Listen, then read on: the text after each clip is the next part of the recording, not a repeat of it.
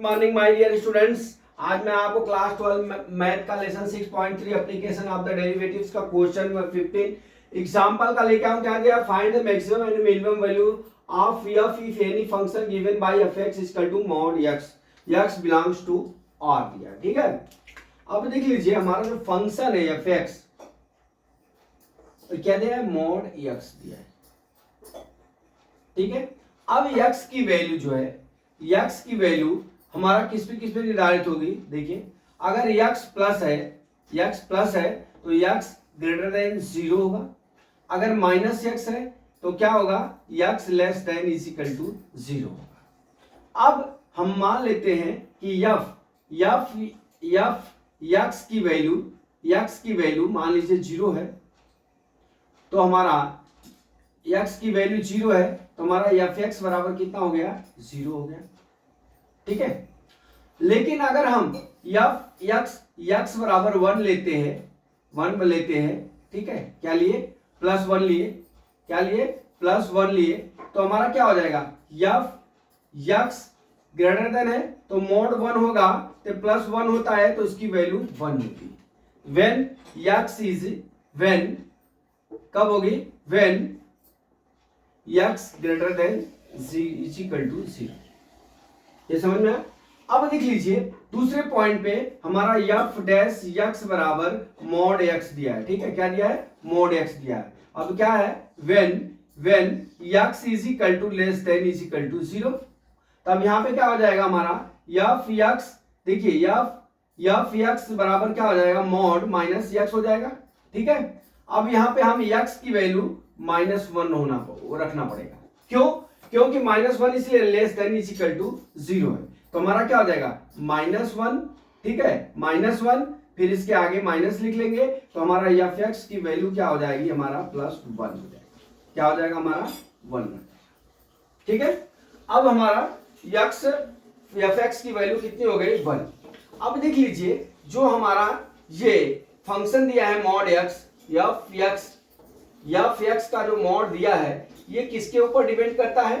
x belongs to r के ऊपर। किसके ऊपर? x बिलोंग्स टू r के ऊपर, क्योंकि x बिलोंग्स टू r के ऊपर हमारा ये निर्भर करता है। ठीक है, अगर हमारा x बराबर क्रिटिकल पॉइंट x बराबर 0 है, ठीक है, तो हमारा क्या होगा? ये मिनिमम वैल्यू हो जाएगी और मैक्सिमम वैल्यू क्या हो जाएगी? इन्फिनिटिव मैक्सिमम वैल्यू इन्फिनिटिव हो जाएगी। मैं आपको ग्राफ द्वारा बताता हूं। जैसे यहां पे 0 है, ये x एक्सिस है, ये y एक्सिस है, ये x डैश है, ये y डैश है।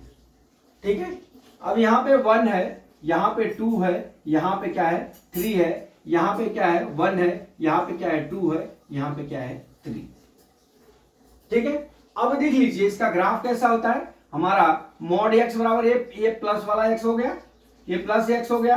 ठीक है, ये मोड वाला क्या हो गया? हमारा माइनस x। ठीक, अब देख लीजिए यहां पे जो 0 है, fx बराबर 0 है, तो यहां पे क्या हो गया? हमारा मिनिमम वैल्यू होगी, मिनिमम वैल्यू। ठीक है, अब मैक्सिमम वैल्यू कब होगी? जब हमारा fx is equal to infinitive to minus infinitive या माइनस इंफिनिटिव से इंफिनिटिव तक। ये क्या होगा? हमारा यहां पे मैक्सिमम वैल्यू।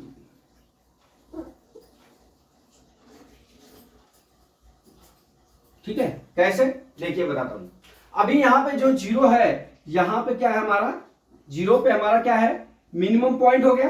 ठीक है, अब मिनिमम पॉइंट हो गया जब x की वैल्यू हमारा 1 हो रहा है, 2 हो रहा है, उसके हिसाब से बढ़ता जा रहा है। यहां पे यह इंफिनिटी तक, इधर भी और इधर भी इसका कोई अंत नहीं है। यह r की वैल्यू बदलते रह रही है, इसलिए इसका जो है मैक्सिमम वैल्यू ज्ञात करना एक जो है कठिन कार्य है। तो हमारा क्या होगा? अगर जैसे मान लीजिए हम मान लेते हैं कि यहां पे मान लीजिए 2 है, यहां पे मान लीजिए 2 और -1 2 और सॉरी 1 और -2 पे है, तो हमारा ग्राफ किस तरह से बन जाएगा देखिए।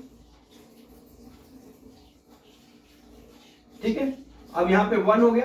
ठीक है, अब यहाँ पे क्या हो जाएगा, -2 है, तो हमारा -2 यहाँ पे आएगा, ये 1 है तो 1 वाला यहाँ हो गया, और -2 है तो -2 इधर जाएगा ये साइड।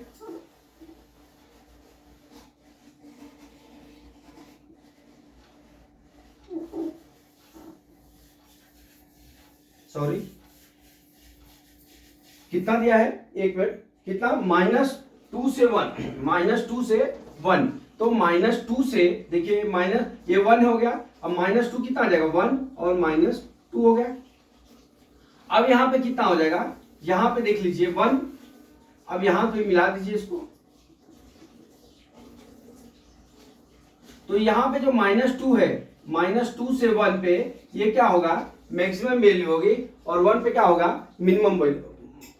ठीक है, इस तरह से हम इस ग्राफ को प्रदर्शित कर सकते हैं, और आपको हमने इस तरह से इसको प्रदर्शित कर दिया कि ये जो 0 आएगा वहां पे मिनिमम वैल्यू होगी, और जो ये बढ़ता जाएगा आर का मान, वहां पे क्या हो जाएगा, मैक्सिमम वैल्यू हो जाएगी, जो -∞ से इन्फिनिटी बिलोंग करता है। तो हम लिख सकते हैं यहाँ पे कि f(x) mod x belongs to R।